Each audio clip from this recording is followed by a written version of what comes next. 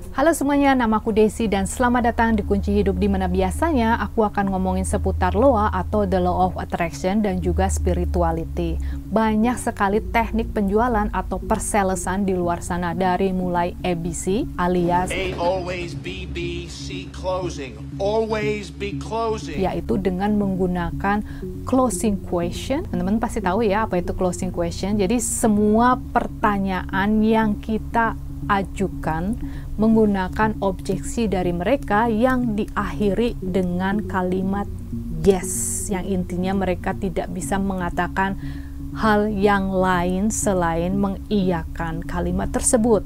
Oke, terus ada juga yang menggunakan body language. Jadi kita harus tahu kalau misalnya mereka tangannya masih di sini, menyilangkan tanganan, atau misalnya silang kaki, itu berarti mereka belum percaya sama kita. Jadi jangan sekali-kali ngomongin produk atau barang. Nah, teknik-teknik yang barusan aku sebutin, teman-teman bisa lihat, aku akan kasih list daftar buku apa saja yang bisa dipelajari. Sekarang kita balik lagi ke LOA. Karena 70% bahkan mungkin 80% kesuksesanku itu karena aku menggunakan LOA, bukan teknik-teknik yang tadi aku bilang ya. Di sini tekniknya itu gampang banget. Yang pertama, teman-teman harus tahu dulu apa itu The Law of Attraction. Aku bikin singkatan TAP untuk 3 poin yang akan aku sampaikan. T yang pertama adalah tahu betul apa yang kita mau, detail dan jelas sampai kita bisa memvisualisasikannya. Kemudian yang A adalah aksi dengan menggunakan emosi yang sesuai dengan apa yang kita inginkan. Intinya yang vibrasinya tinggi.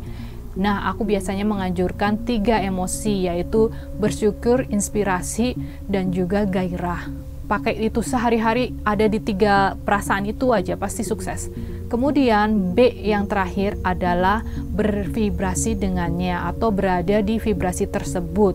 Atau bahasa Inggrisnya itu be alignment. Sekarang kita bahas bagaimana sih prakteknya. Jadi yang pertama-tama, setiap malam sebelum tidur kita mulai memikirkan masa depan kita. Jangan nonton yang aneh-aneh, walaupun itu hiburan lah atau berita lah dan lain-lain. Teman-teman harus cari tahu nih, apa sih yang dimauin dari pekerjaan ini? Apakah mau jualannya tinggi? Apakah mau komisinya banyak, jumlah uangnya sekian?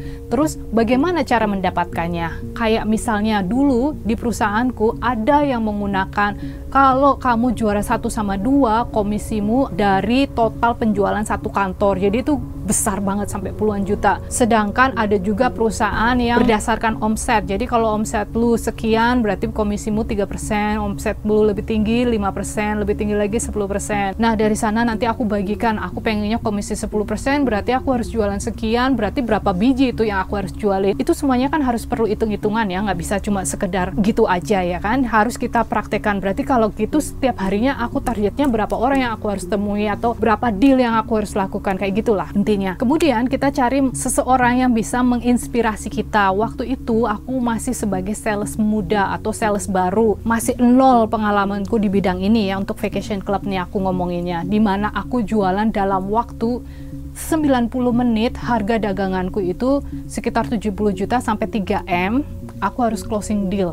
Bayangin, bukan hari-hari ya, bukan mingguan, bulanan, 90 menit. Nah, dari sana aku nanti dapat komisi. Oke, anyway, ada nih dulu dia itu sales juara 1, juara 2, bolak-balik. Aku berteman sama dia, aku mengikuti bagaimana kehidupan dia sehari-hari, bagaimana cara dia ngomong sama klien, apa yang dia baca, apa yang dia makan, bagaimana cara dia duduk, bagaimana cara dia ketawa, semuanya aku pelajari. Karena itu tadi, cari sesuatu yang menginspirasi kita, terus kita ikutin, terus kita model untuk diri kita sendiri kan. Bagaimana dengan diri kita kan beda-beda ya cara style kita. Nah, jangan disirikin, pasti itu pakai apa. No, don't do that. Bervibrasilah dengannya. Dengannya itu ya apa yang kita mau. Apa yang kita mau ya seorang seperti dia kan. Kita mau sukses kayak dia kan.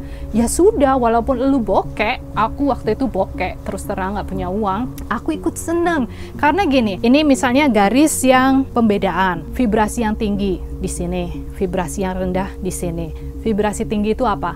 Dari mulai jabatan, naik jabatan, uang, kesuksesan, jodoh, kesehatan, segala sesuatu yang biasanya orang inginkan.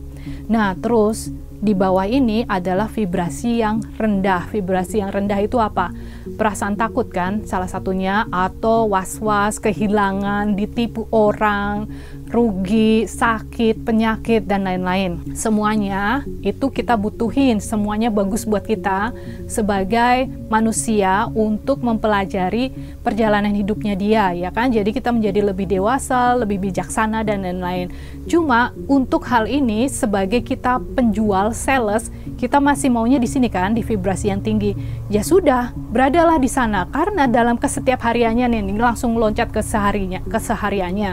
Kalau kita berada di vibrasi sirik, benci, iri, itu vibrasinya rendah. Itu merupakan perasaan yang berada di vibrasi rendah atau frekuensinya rendah.